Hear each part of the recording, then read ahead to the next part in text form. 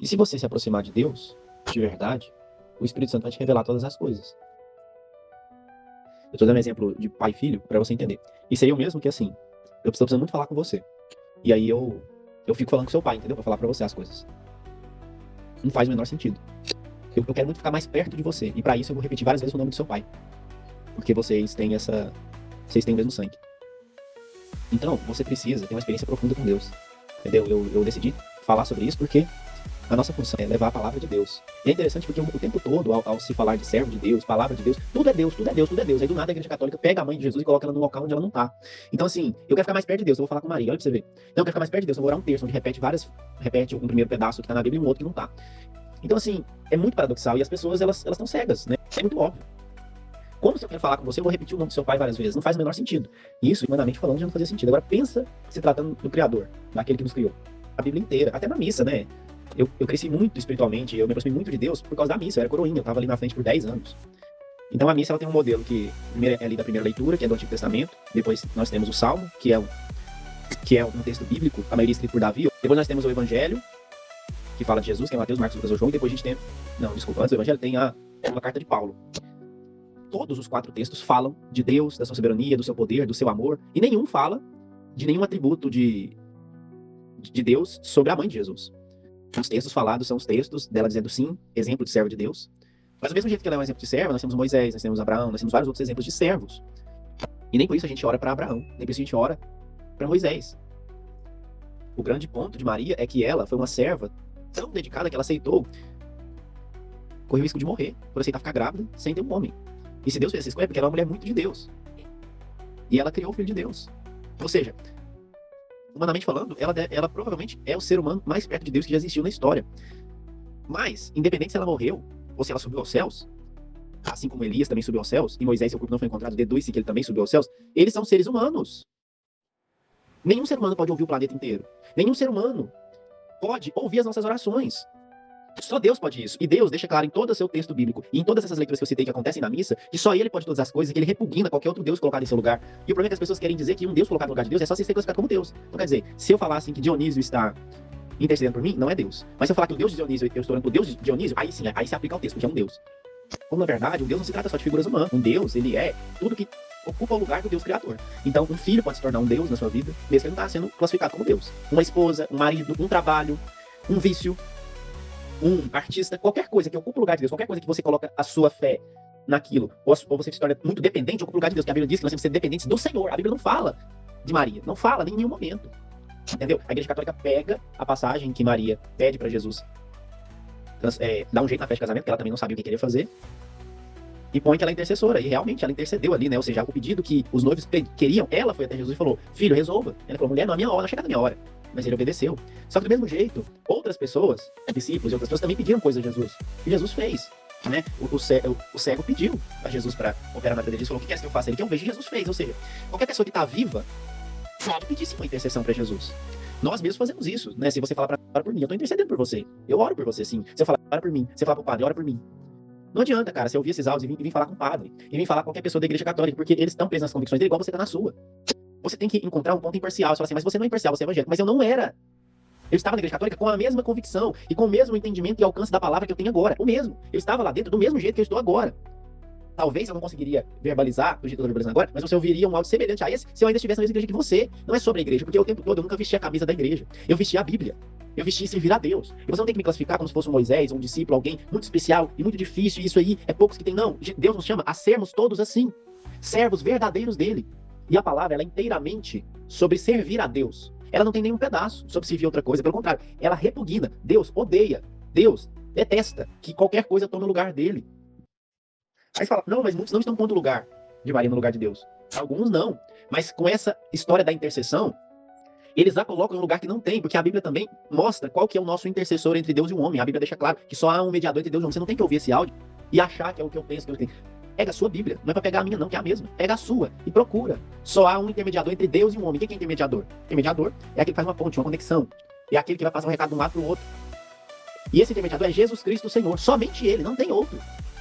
A Bíblia mostra que qualquer que tentar ocupar o lugar de Cristo, isso vai se envolver tanto em alguém que quer fazer um sacrifício, um poder, ou fazer essa intermediação, esse é maldito. Esse é considerado anticristo. E é óbvio que a mãe de Jesus não é um anticristo, a mãe de Jesus é a mãe dele. Mas as pessoas a colocam nessa posição, porque elas estão colocando ela no lugar de Jesus. O louco é isso. E Deus me revelou tudo isso, eu não estando na igreja evangélica, eu estando lá, porque 10 anos coroinha, diferente de todo mundo que vai à missa só pra ficar lá, vai só de domingo fica lá voando, eu estava prestando atenção no que a própria igreja católica estava me dando. Eu não fui lá fora, eu não fui em uma igreja evangélica, ou não ouvi um cara evangélico. Não, é o que a igreja católica me deu, que me fez enxergar a verdade. São os 4 textos que eu ouvi por 10 anos, que mostram a verdade. E é óbvio que eu fui procurar em casa, que eu li a palavra em casa, que eu me aperfeiçoei. O IAC, tirando a parte que eles fazem a distorção de Maria, fala sobre o poder de Deus, o EJC, todos os movimentos da própria igreja, que coloca a mãe de Jesus no lugar de Deus, falam sobre o poder de Deus, que só ele pode todas as coisas, que ele é tudo, falam da palavra dele, ou seja, não é nenhum trem assim, não, é uma nova religião que não fala da Bíblia, que inventou um monte de coisa, não, é uma religião que trata a Bíblia, que apresenta a Bíblia, que fala do poder de Deus, mas que mistura um monte de outras coisas, que por causa de tradição e tradição sendo passada de geração em geração, as pessoas continuam acreditando. Uma mesma religião que fala que Deus pode todas as coisas, coloca uma pessoa que morreu por Jesus e teve os olhos arrancados como protetora dos olhos, que é Luzia. Uma mesma religião que fala do quanto Deus pode todas as coisas, classifica alguém agora como alguém que também pode algo. Quando a Bíblia deixa claro que só Deus pode todas as coisas. E nós somos seres humanos. Nós não temos o poder de ouvir o planeta. Nós não temos o poder de, após a morte, ter conexão com esse mundo, porque a Bíblia diz que depois da morte vem a ressurreição e a gente não tem mais conexão com esse mundo daqui. Jesus mostra, em um ponto, quando Lázaro, o rico e Lázaro, que o rico falou, fale para os meus irmãos para onde eles vão vir. Porque eu não alcancei a experiência. Ou seja, ele não tinha como falar para os próprios irmãos, ele não tinha como ouvir os irmãos, ele não tinha como ver o que está na terra. E aí eu concordo, se lá na Bíblia tivesse isso. Ó, Deus está transferindo poderes para o ser humano, poderes para a mãe de Jesus e tal. Não tem isso, não existe isso. A Bíblia é inteira, do Gênesis ao Apocalipse, a mesma coisa. Só o Senhor é Deus. Só o Senhor merece adoração e só o Senhor pode todas as coisas e só Ele nos criou. Não tem outra coisa. E aí, quando você faz o levantamento sobre o cristianismo, e eu fiz isso no meu TCC, onde eu construí a igreja católica, eu era católico ainda, eu vi os vários pontos onde começou a entrar essa bagunça de santos e colocar Maria no lugar que ela foi colocada. Se você analisar todos os santos e o próprio local onde foi colocado Maria, eles todos têm as mesmas características dos outros deuses das outras religiões. As mesmas. Do mesmo jeito que tem um santo que é protetor de tal coisa, dos trabalhadores, existe um deus pagão que faz o mesmo trabalho. Do mesmo jeito que tem lá um santo que é o intercessor lá de tal necessidade humana, tem um deus pagão com a mesma característica. Por quê? Porque quando espalharam o evangelho para o mundo inteiro, em muitos lugares, inclusive no Brasil, eles não tiveram a escolha que hoje nós temos de escolher Deus. Você pode escolher, eu também. A gente escolhe, a gente quer Deus ou não. Eles foram forçados a se converter ao cristianismo. Forçados. Só que a força não é a força que a gente recebe Deus. É uma conversão. É uma experiência profunda com o Espírito Santo. Só o Espírito Santo convence, a palavra de Deus afirma. Então, ao mesmo tempo que foi bom porque mais gente conheceu a palavra, foi ruim porque foi forçado. E quando uma coisa é forçada, a pessoa ela faz o forçado na frente de quem está forçando, ou por obrigação, ou por coação. Mas no seu coração, ou nas escondidas, quando ninguém está vendo, ele faz o que ele quer. É assim um filho, é assim no trabalho, é assim no relacionamento. Tudo que é forçado não presta. E aí o que acontece? Essas várias religiões e culturas continuaram adorando seus deuses, às escondidas. E pior, em vários pontos, colocaram seus deuses embutidos dentro daqueles elementos da igreja. Porque não só quem estava sendo forçado da baixa sociedade, mas também gente da alta sociedade, ou do alto clero, foi forçado também. E aí, com vários acordos, e com uma igreja, o clero se tornando político, a gente estudou isso na escola, você sabe do que eu estou falando. O clero tendo poder político também, fazendo alianças. Começou a misturar, começou a fazer coisas que agradassem uma nação. E começou a ir contra a palavra de Deus, a fazer as imagens que o Senhor disse que não era para fazer, com uma desculpa boa e que até funcionava quando se tratava de uma imagem de Jesus. Nós vamos fazer porque as pessoas não sabem ler, não é alfabetizada, vamos fazer desenhos nas paredes, de Jesus multiplicando os pães, para as pessoas entenderem que houve esse milagre. Amém, isso é maravilhoso. Ainda mais uma Bíblia que é em latim. O problema é quando você começa a esculpir imagens de Jesus morto, como se ele ainda tivesse, e a esculpir imagens de pessoas muito importantes e servas de Deus, tá? Servos de Deus, os santos foram servos de Deus, que não negaram a Jesus, que viveram a vida para Deus. Começa a esculpir essas imagens para representar que, ó, um dia existiu Francisco. E começa a falar, não, porque Francisco fez isso, ele é o intercessor dos animais, do não sei mais o quê, do não sei mais o quê.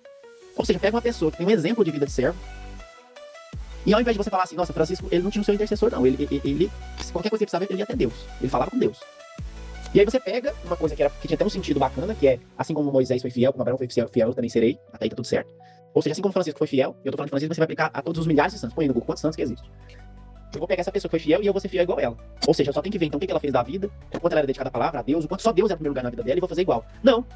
Eu vou buscar a Deus e por intercessão dessa pessoa que morreu, que agora tá do lado de Deus, mais perto de Deus, ela vai falar com Deus pra mim sobre o que eu quero, porque se essa pessoa viveu uma vida aqui pelos animais, ou morreu arrancando os olhos, agora ela protege os olhos, ela protege os animais, ela protege os trabalhadores e não sei mais o que. Isso é loucura, cara. Isso é inteligente, abre os seus olhos. Sabe, o Espírito Santo vai te revelar em nome de Jesus, mas abre os seus olhos, porque pela razão você já alcança. Cara, você é inteligente, analisa a situação, esquece que seu pai, sua mãe te ensinou, sua avó, não sei mais o que você viveu, o que você sabe até aqui. Cara, experiência com Deus.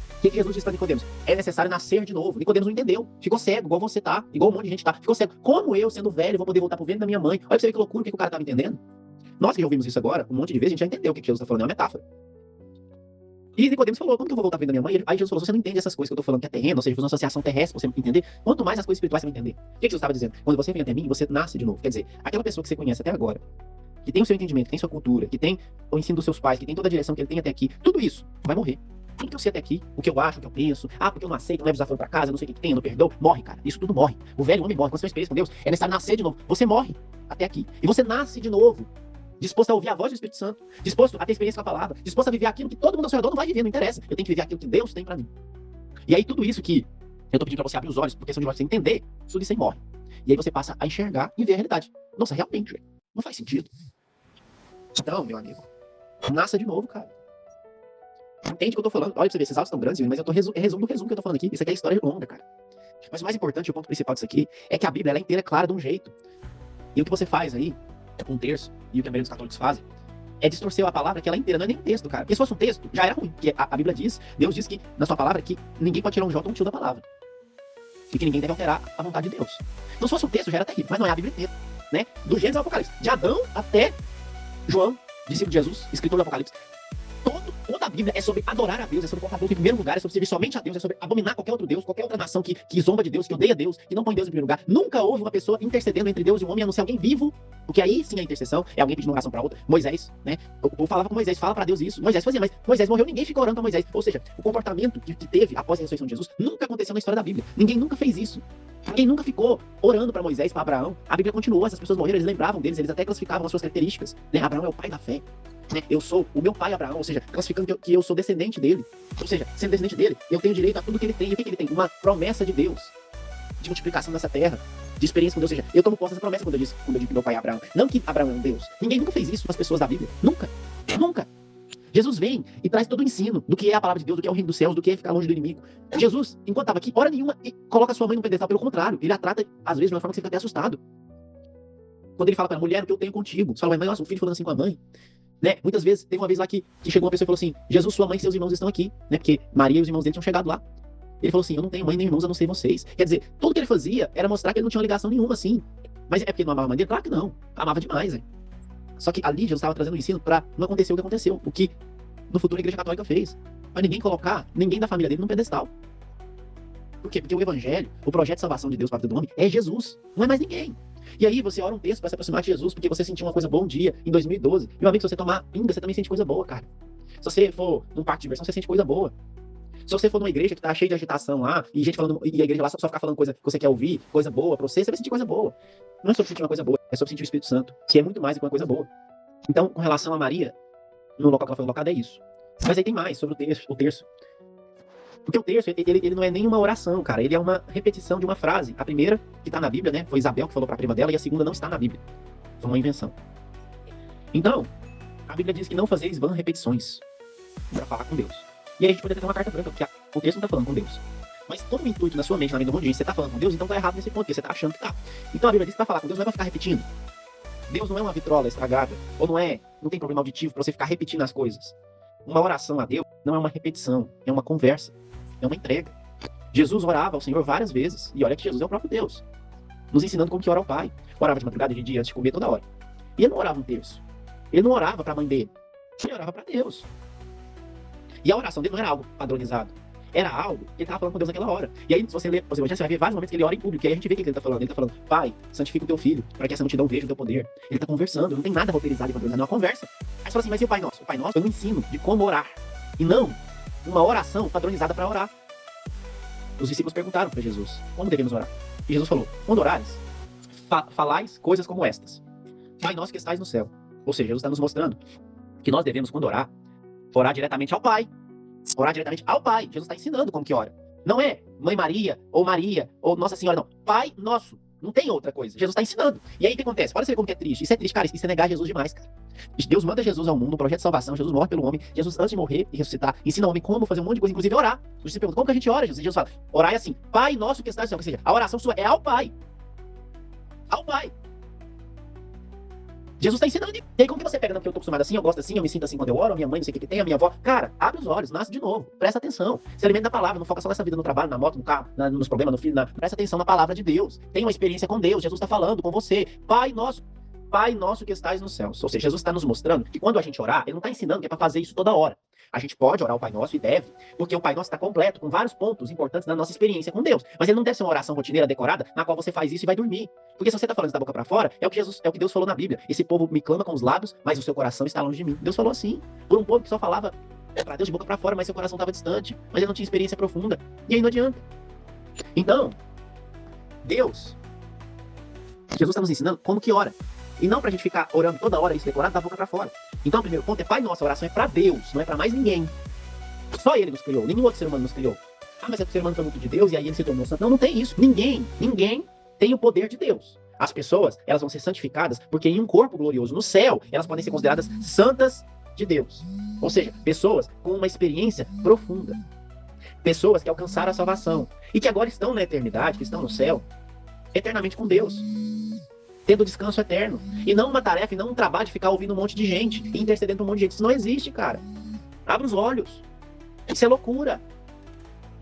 Porque aí, por mais que não, algumas pessoas, muitas fazem isso, colocam os santos como deuses. Por mais que algumas não colocam como Deus, só colocam como intercessor, já estão colocando como Deus mesmo não sabendo. Porque quando você acha que uma coisa está ouvindo você e outra pessoa lá no Japão, e uma coisa que morreu, está viva, e pode escutar quando a Bíblia diz que isso não estão sendo, você está tratando isso como um Deus, porque são deuses que têm essa característica. Deuses de outras religiões, são deuses. Porque você vê que essa característica está presente nos mesmos deuses das outras religiões, a mesma característica. E a Bíblia deixa claro que só Deus é Deus, só Deus pode isso.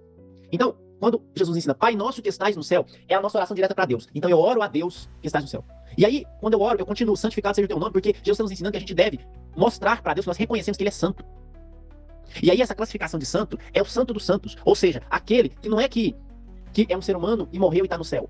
Não, é aquele que é de eternidade e eternidade. É um santo diferente daquele que está no céu. Ele é santo porque ele não tem pecado. Porque ele é poderoso, porque ele não tem maldade. Santificado seja o teu nome, ou seja, Jesus nos mostrando que nós devemos falar para Deus que nós reconhecemos os seus atributos, que é atributos características. Então nós falamos para Deus que Ele é santo, que Ele é poderoso, e você vai falando tudo que você sabe que Deus é, e você lê na palavra e descobre mais coisas que Ele é, maravilhoso, conselheiro, tudo isso. Santificado seja o teu nome. Venha a nós o vosso reino. Ou seja, você pedindo para que Deus venha até nós, para que Ele ouça as nossas orações. Não é outra pessoa, não é a mãe de Jesus, é Ele, só Ele. Para Ele vir até nós, não é outra pessoa. Não é a aparição de Nossa Senhora, não é a aparição do fulano. É Jesus aparecendo, é Deus vindo até nós. Como Deus andava no Éden com Adão. Como Deus se revelou para Moisés no monte. E Moisés desceu e estava até com o rosto brilhante. E como Jesus é o próprio Deus, para que essa oração para nós hoje, depois que Jesus morreu e ressuscitou, é uma oração também para que nós queiramos que Jesus volte e venha até nós, arrebatar-nos. É só Ele, não tem mais ninguém. Venha a nós o teu reino, seja feita a vossa vontade. Quer dizer, não é aquelas orações de muito mundo evangélico, de assim, eu determino, em nome de Jesus vai ser feita assim. Eu declaro agora que vai ser assim. Eu declaro, eu ordeno, em nome de Deus vai ser assim. Tá errado, tá errado. Seja feita a vossa vontade. Quer dizer, Deus, eu quero muito isso, mas seja feito o que tu queres. Jesus faz essa oração várias vezes, inclusive no Getsemane, onde ele estava lá, suando sangue, cheio de aflição do peso dos pecados, dizendo para Deus que se fosse possível para livrar ele da cruz, porém que fosse feita a vontade dele, a vontade de Deus, não a dele. Jesus orou exatamente assim, mostrando mais uma vez que o Pai Nosso que ele estava ensinando não é uma oração decorada, um modelo, uma oração padrão, é um modelo de oração. Porque depois ele ora em outra ocasião, ele não fala o Pai Nosso inteiro, ele só fala esse pedaço. Seja feita a vossa vontade, assim na terra como no céu. Ou seja, assim como Deus é soberano lá no céu, assim como a vontade dele é soberana lá, que seja aqui também. O pão nosso de cada dia nos dá hoje. Quer dizer, reconhecendo que é Deus que nos dá o pão, não é eu que sou muito bom, não é eu que sou formado em não sei o quê, que eu tenho um serviço tal, que eu sou o bambambam, que eu sou o ótimo, não. É o pão nosso de cada dia, dai-nos hoje. Ou seja, é Ele que nos dá o pão, é Ele que nos concede isso aí. Se nós somos capacitados, nós temos uma faculdade, nós temos isso, é Ele que nos deu. Perdoai as nossas ofensas, assim como nós perdoamos a quem nos tem ofendido. Ou seja, pedir perdão para Deus pelos nossos pecados, por tudo que nós fizemos que não glorificou o nome dele, assim como nós perdoamos a quem nos tem ofendido. Ou seja, se eu não perdoar quem me ofende, eu não preciso nem ficar orando para Deus, porque é para Ele nos perdoar, assim como a gente perdoa quem nos ofende. Então, se eu não perdoo quem me ofendeu, eu não tenho como perdoar. Jesus está nos mostrando que é para Ele nos perdoar, assim como nós perdoamos também. Então, quer dizer, é um perdão igual ao que nós perdoamos o outro. O outro perdoa de qualquer jeito. Muito bem, Deus vai te perdoar do mesmo jeito. Só que as pessoas fazem uma oração decorada, rotineira, igual faz o Ave Maria aí, eles nem percebem que Deus está falando isso na vida deles. Aquele cara lá, aquela pessoa que não perdoa a outra, que está de mal da outra, está aí orando o Pai Nosso à vontade. Mas ela está mostrando isso aí. Não me perdoe, Deus, porque eu não perdoo o outro. Porque a oração está sendo dita isso. Perdoai as nossas ofensas, assim como nós perdoamos a quem nos tem ofendido. E não nos deixeis cair em tentação, mas livrai-nos do mal. Ou seja, não nos deixeis cair em tentação, cair em erro, cair em problema, cair em situação que desagrada a Deus. Não nos deixe cair nisso. Nos livra do mal. Amém, que significa amém, que assim seja. O que os discípulos perguntou para Jesus? Como devemos orar? E Jesus passou um modelo de oração. Não um roteiro. Não uma coisa decorada. Ele passou um modelo mostrando os pontos que nas nossas orações seriam importantes a gente falar. Ou seja, que a oração devia ser diretamente para Deus, totalmente, porque só Ele está nos ouvindo. Que a gente deveria mostrar para Deus que a gente reconhece os atributos dele, as características que Ele tem. Que a gente quer que Ele venha até nós, que a gente quer que a vontade dele se cumpra na nossa vida, que a gente reconhece que é Ele que tem nos dado o pão de cada dia, que a gente pede perdão pelos nossos pecados e que nós exercemos aquilo que Ele nos ordenou, que é perdoar o outro também. Que a gente quer que Ele nos livre de toda a tentação, de toda coisa ruim e nos deixe distante do mal. Ou seja, Jesus, Ele mostra pontos importantes a gente pôr numa oração. Mas não significa que toda oração nós vamos fazer todos esses pontos. Mas o mais importante de tudo isso, é que essa oração é somente para Deus. É a gente reconhecer, porque quando você junta todos esses pontos, o que todos eles querem dizer? É um reconhecimento que só Deus é Deus, não tem outra coisa no meio. Só Ele é Deus, só Ele pode todas as coisas. O que tem em todos esses pontos que Jesus traz no modelo de oração que Ele está nos ensinando? Que só Deus é Deus. Que só Ele é poderoso, que só Ele pode todas as coisas. E que nós confiamos nele. Esse é um resumo de todos os pontos que Ele está falando. Ou seja, quando você ora, a oração, ela é uma conversa com Deus. É você falar com Deus de tudo que está dentro de você, do seu coração, dos seus desejos e tudo. Mas que, acima de tudo, você vai reconhecer o quanto Ele é poderoso. Que só Ele é seu Deus. Se você ora só para Ele, não tem precisa de ninguém no meio do caminho. Não tem nenhum intercessor, a não ser Jesus. Só Ele pode todas as coisas. A Bíblia está escancarada, te mostrando isso, mostrando para todo mundo, e as pessoas preferem não acreditar e acreditar em suas crenças e culturas passadas de geração em geração. Abra os seus olhos. Tenha uma experiência profunda com Deus. Se aproxime de Deus de verdade. Esquece. Morre o velho homem. Esquece. Busque a Deus acima de tudo. Reconheça a palavra dele. Esquece placa de igreja. Tanto faz se é católica, se é maranata, se é sei lá o quê. Cara, Bíblia. É a direção de Deus. Busca uma experiência profunda aí. Não é só entenda o que eu tô falando, não.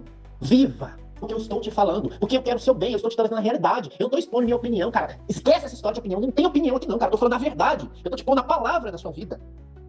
Diferente do monte de gente que vai pôr as suas opiniões, as suas crenças, o que ele sabe até aqui, o que ele acredita, o que ele tá sentindo, as experiências disfarçadas igual você aí, porque naquela época eu senti isso. Cara, esquece isso. Busca uma experiência com Deus. Sinta o Espírito Santo, sentimentos. Nós somos humanos, a gente tem um monte. Durante a vida a gente tem 1 milhão de sentimentos. Deus não é sentimentalismo. Deus é amor profundo, é escolha. E a experiência verdadeira, profunda e sobrenatural. Tem uma experiência profunda com Deus. Para você ter uma vida de verdade, cara. Não é só uma esperança de Jesus voltar ou de um possível céu, não. Viva para o Senhor. Seja um servo de Deus. Não tem espaço para mais ninguém. É Deus, cara. A Bíblia inteira. A própria igreja que coloca as coisas no lugar de Deus mostra isso. Pessoas pelo menos não têm assim. Não, é um trem assim. Não existe nem Bíblia aqui, cara. Esquece esse livro, isso é mentira. Não, cara. Fica escancarada a Bíblia. Ensina isso em todos os movimentos da igreja. Tá na missa toda missa. Tem missa todo dia. De manhã e de noite as pessoas continuam cegas. Que loucura que é essa, cara? Se aprofunde na palavra de Deus, tenha uma experiência profunda com o Senhor. Seja um servo verdadeiro de Deus. De Deus. Que só Ele é Deus e só Ele pode todas as coisas.